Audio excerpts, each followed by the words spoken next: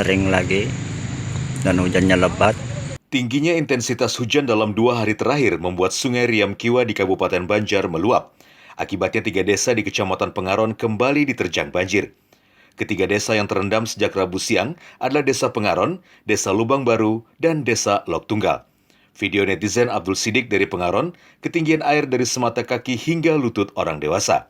Meski ketinggian air masih di bawah dibandingkan dengan musibah banjir sebulan yang lalu, namun warga Pengaron sudah waspada dan sebagian sudah memindah barang-barang berharganya. Banjir lagi. Sekolahan sulam dalam pagar masjid, dalam pagar.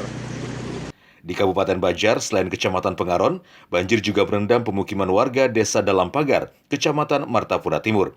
Sejak Rabu dini hari, ketinggian air mencapai lutut orang dewasa. Dari Kabupaten Banjar, Tim Liputan Kalsel 1net.